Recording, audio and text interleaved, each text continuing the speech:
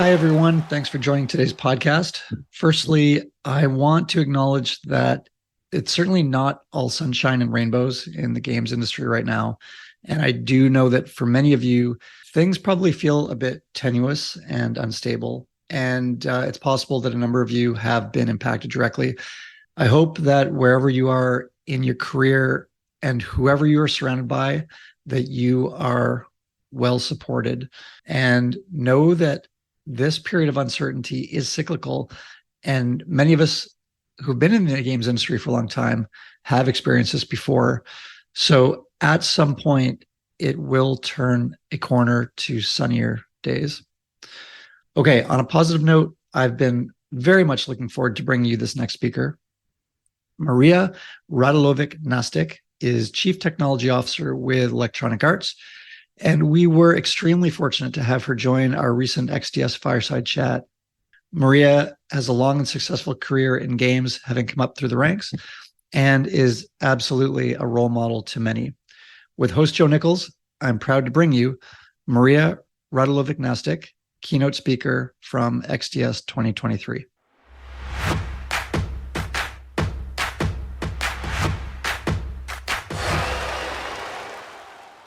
It is my very distinct pleasure to welcome my good friend. I've worked with her for a number of years at Electronic Arts. It's Marija Radulovic-Nastic, Chief Technology Officer at EA.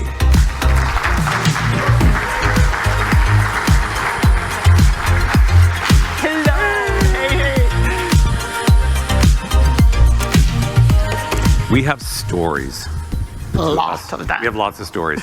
And we're going to razz Molly Mason because Marija dressed the part today. Very, very excited with what you're wearing today. So thank you. Thank you for bringing your A game. Like I said, Marija and I have known each other for a long time.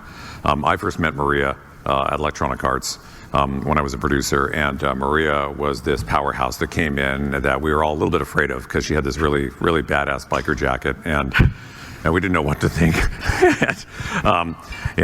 So Marija joined EA. She's been there a long time, and her career has just been incredible. What she's achieved, where she's come from, what she's done. So let's start with that. Tell me about your background. How did you even get in? How did that happen? So how did I get in? See, this is what everyone's happens. sending questions in already. Yeah, exactly. So gaming was kind of part of my life since I can remember. So I grew up in a family of engineers, and I was lucky that whenever I was playing with some devices, computers, my parents were thinking, it's like, wow, she's interested in computers, she's interested in like electronics, she might be an engineer. I ended up being an engineer, but probably not because of that, because all that time I was just playing games. Yep. And I loved it. So that was kind of beginning. I was born and raised in Belgrade, Serbia these days. That's where I finished university, did my master's in electrical engineering and computer science, and came to Canada. I was just attracted by West Coast life. I love skiing and so on, so that's why I chose Vancouver. And initially, my career started more in traditional software industries. So I was working for some of the local companies in more, again, traditional software. But I always loved gaming, and I always had that dream that I will, at some point, work in a gaming industry. So opportunity in EA came, and I've been in gaming for now 20 years. Wow. And when I think, like, what I really like about gaming is that it's that intersection between creativity and technology. Technology is my background, but I love working with creatives. I think that's actually what makes this industry so interesting and exciting. And again, as a CTO, having that opportunity to like shape the future of interactive entertainment through technology is like the dream come true. It's fun, it's a right time to be in gaming. So that's kind of in a nutshell. What kind of games were you playing? What was the stuff that you loved to play when you were? Well, it's interesting, like I came to EA because of SSX3. Yeah. Remember that one? Like snowboarding and so on. That was, I don't even want to admit how many hours I sank into that game. It was just, and when I first started in EA, I was interviewed by some people who worked on that game. And I was like, wow, look at who I'm talking to. So that's how I got in EA. Before that, and I'm now showing age when I say that I played, even Pong, and I play some of those games right from the beginning. And I played, I don't know how many different games that leave a mark on this is why I love gaming. Talking about SSX, that's one of my all-time favorite games. Oh, really? Yeah, absolutely. And the thing about SSX is everybody thought it was a snowboarding game, but it's actually a nightclub on a 45-degree angle. And it was such a, it's so weird to say game changer. It was such an absolute game changer because it was a snowboarding game, but you were snowboarding for like 20 minutes on one run, and it was like nuts. Yeah. And it was the first time that I found that where they took the technology to make that game, but then they added in music, and the music was incredible, and then they added in this over-the-top stuff, and it just worked, and it still stands up today. It still looks a little dated, but when you play it, considering how old it is, it really stood up, right? Yeah. So what an amazing game. It's amazing, yeah. So you've made it into EA. You got past the three-headed dog of SSX engineers, and you've managed to get your way in. What did you do? When did you start? So you got into EA. What was the role before you made it all up to queen of the whole thing? Yeah, well, so it's interesting. I actually started in technology. I was hired to manage and run big central technology team. But I was also you're in gaming company, you love gaming, let's try some other things. And during the past 20 years, I had variety of the different positions, all over. So after that, I was also leading a large group of creators, of artists, and that was super fun. That's where Molly and I work closely together. I also was working on some type of transformational to live service team. Then I was part of centralizing quality verification and services. Then I had opportunity to manage and even establish some of the central functions. So I had the pleasure, for example, to work with XDI. On that time, it was more called central outsourcing or something, but that was also one of the roles that I had in EA. And then all the way back, I finished in technology. So it was interesting. It's almost like all those roles were part of the puzzle that I was putting together to come to the role that, for me, it's, the dream come true. And and each of them brought something different, something interesting. Yeah, it's, you've all seen the meme for Miley Cyrus going, "It's the journey that counts." It is the journey that counts, right? Because if you go, okay, I'm going to be a tech person, I'm just going to program, get really good at programming, and then boss a few people around, then I'm the boss. That's not the journey you want to take. You want to kind of roam around, right? And you did that. You dealt with, like you said, you dealt with the creative people, and you dealt with all the people in art and whatnot. And I think what that does is it makes you stronger in terms of understanding what the other person is trying to figure out and how you can kind of enable that. And that's what I generally call engineers enablers, because the creative people usually come and say, I really want it to be like this. And then the engineer goes, just tell me what you want. Don't tell me how to do it. I find that all the time. I've learned engineers just don't tell me what to do. Just tell me what you want. And they figure it out. But having that relationship with the creatives has probably made you a much stronger CTO. Yeah. So let's talk about that. Now, what is the CTO of creative and development? What is that? Yeah. So it's interesting, again, going back to what you were just saying, journey, trying different positions, learning about all aspects or many aspects of game development gives you type of confidence that I think you need in a roles when you are like, okay, now I'm gonna direct technology. And especially, I mean, there is not that many women in lower roles of CTOs in gaming. That confidence and knowledge all around helps. So what's the CTO role? So CTO roles, in my mind, are one of the almost like least defined in this industry. Like you have different flavors of CTO roles. You have CTOs roles, roles that are leaning more on strictly leading central technology teams. My approach to CTO role of creative development is leaning deeply with game developers. So trying not to just run central development teams, but direct in some way technology that's used within game teams. And I have my co-CTO colleague, Matt, who is also playing a role of technology leader, but it's a different flavor of technology leader. But again, like how do you approach it depends on, in my mind, what the company needs in that point and what's your personal philosophy. And my personal philosophy with CTO role and teams is leaning to be the part of the game development. Right. And when you think about, I can't see anyone, I just see lights. There might be some engineers out there. There might even be women engineers in there, good Lord. And if you think about people there that are interested in following a similar path that you have taken, what would be some advice you might give some people that are thinking, do I want to be a CTO? Because I think sometimes people go, I'm an engineer, I guess I'm going to be a tech director one day. But that's not the case, right?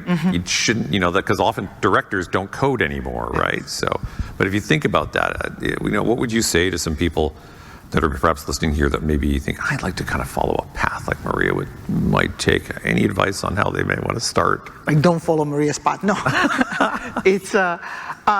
So it's interesting. First of all, I try to stay away from like giving people advices because everybody has a different journey. People are in a different stage of career. It's easy sometimes, like after all these years, and roles that we play, looking and thinking, oh, it's easy to do this or that. Like it's very different being later in your career versus being on the beginning of your career. So I'm kind of try to say it's not advice, it's almost more like sharing my own experience and so on. So for me, again, my career wasn't linear. Like just describing all those different roles, I was more going for learning than necessarily vertical moves. So some of those moves were even lateral. So I would go, like for example, when I talk about leading QV, quality verification, I wanted global experience. When I was managing outsourcing XDI, I really wanted to understand how external development is giving a scale to development. But I always went for learning, and having fun is a big thing for me. Like, you are the part of entertainment industry, better have a fun if you are doing it. But generally, it's a journey. To your point, it's like it's not something that I know exactly where I'm going and it's a straight line. The things that I can share, like my conclusions kind of is, first of all, it is not straight line, it's journey. The second one, that journey is collections of the moments when you win and you succeed, but it's also moments when you experience some failure and you have to learn from them. Yep. And I think it's really important finding humility when you win. Yep. Because there are other ones, but also finding the courage and finding confidence in those moments of failure.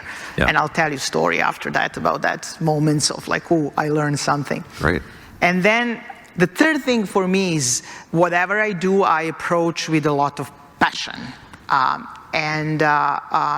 When you put a lot of energy and passion in your work, you have a risk, you run a risk of burnout. So for me, it was really important to watch those moments when I'm approaching burnout and making sure that I have activities outside of work that helps me kind of charge the batteries and so on. So that's again, it's not a straight line, it's a journey. Yep. Pace yourself, be ready for both wins and failures, Yep. and make sure that you have activities that charge your batteries. Great. Yeah, I tell my team all the time, I call them cows on the runway. and for some of us old dogs at EA, I remember a guy named Bill Harrison. And Bill Harrison always told me, he said, it's just a cow on the runway. You're either going to just run the cow through, or you're just going to wait for the cow to walk past.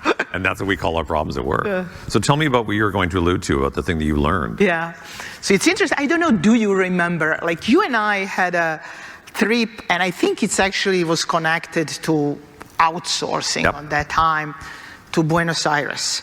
And I was... Trip ever. Traveling with Marija is like 4 coupon ride, man. And I was supposed to be keynote speaker at the conference there. Right. And we arrived, and it was a long trip. I was all the way on the back of that plane. I know, back when we were in the back of the bus. Exactly. And I think that I was getting a little bit sick, and I was nervous also. So I went to that stage, and I lost my voice completely. So I was literally there like a fish on the stage, like trying to say something. And you were in the first row, and I remember watching you. It's like, what do I do?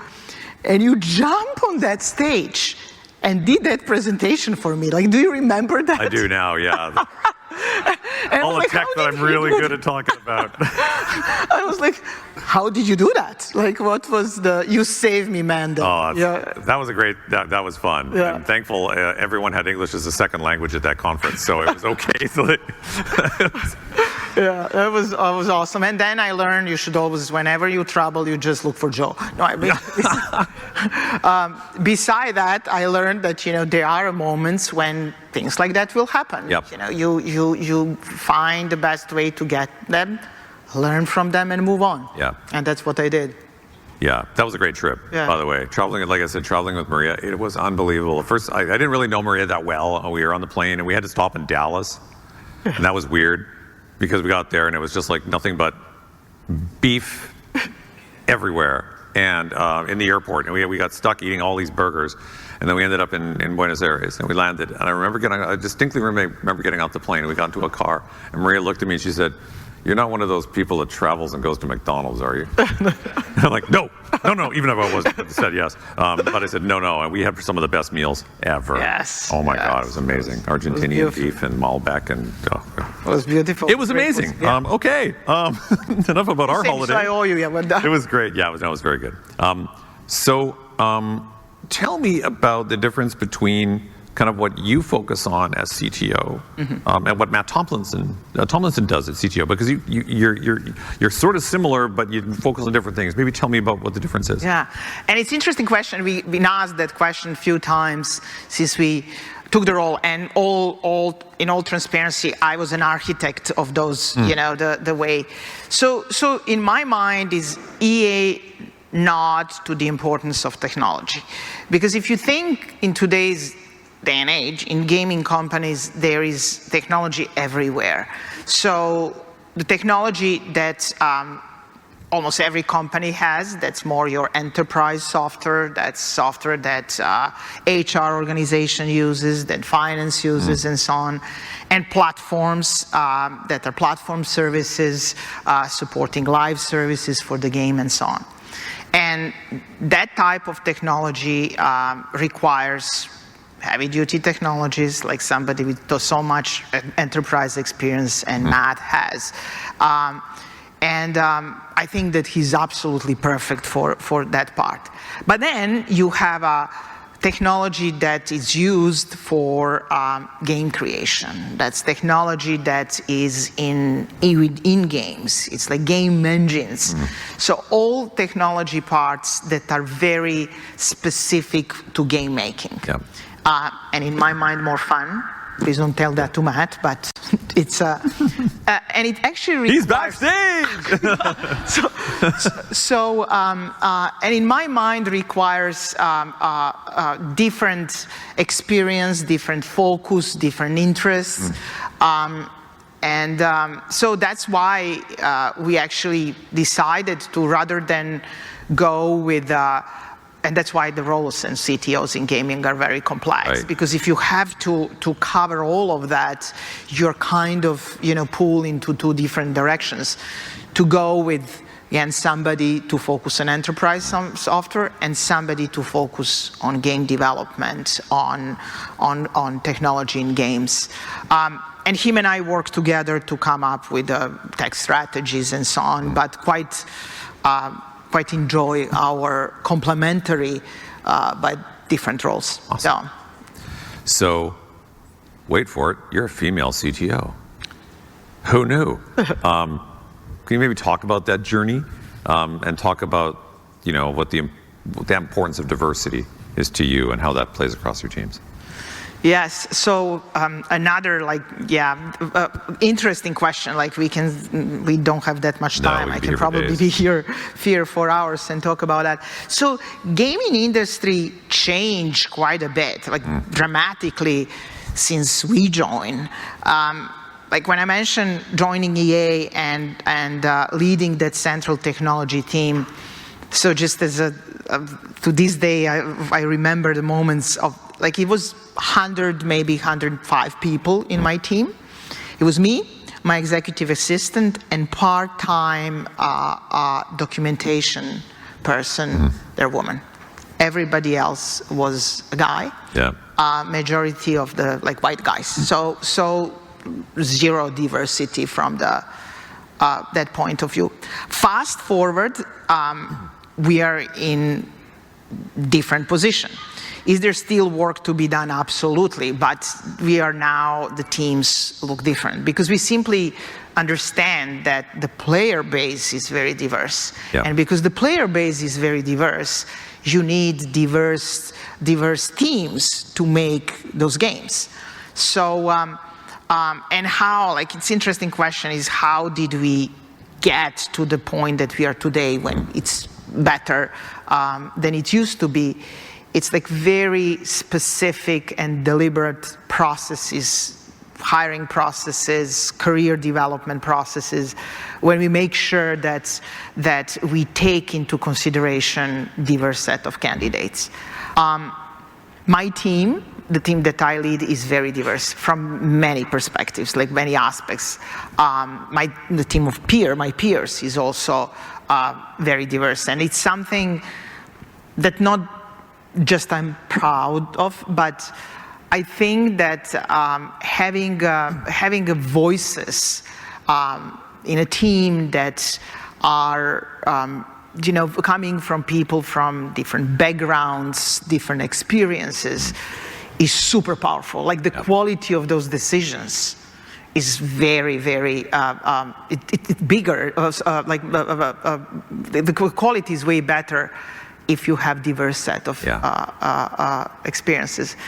And again, leaning also onto external development, because when we talk about diversity, sometimes we talk about is it gender diversity, racial, but I think that actually there is even more power in that diversity of thoughts and diversity of experiences. Yeah. So leaning into the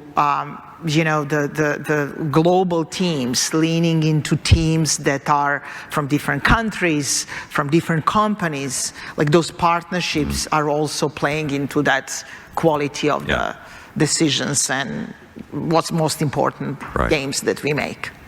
Yeah, I remember I used to think I knew a little bit about this kind of thing, and I remember joining Maxis, and I got to Maxis, and one of the employees that worked there, I remember meeting them for the first time, and the first thing they said to me was, "Can I just say something?" I'm like, "Sure." And they said, "I'm really disappointed that we didn't hire a woman for your role." And it was weird. It was the very first time that I ever in my life felt discriminated against because I was a male.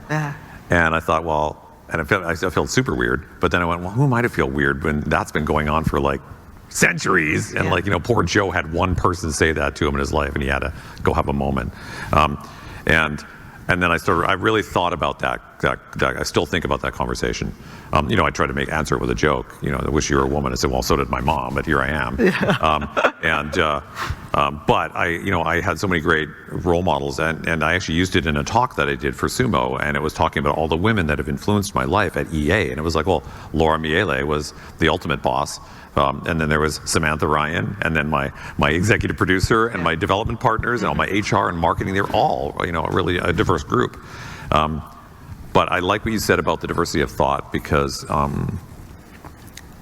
at my company, we hired an engineer who's been using Unreal for about 12 years, never made a game, because they come from the movie industry. And they've been doing pre-visualization for movies using Unreal, and they came with totally different thoughts about how to make games, and it's been amazing. So I like that you dip into it. It's not just gender, and it's not just from your race or any of that kind of stuff. It's the experiences they bring. Yes, absolutely. Yeah. But I mean, because sometimes, especially teams that are together for a long time, it's almost can be like echo chamber there. But you won't because again, decisions will be higher. Plus, we make games for some massive, diverse communities. So you've been quoted as saying that you view emerging technology like generative AI and things like that is the co-pilot for human creativity. Tell me a little bit about that, and maybe the impact you think AI is going to have.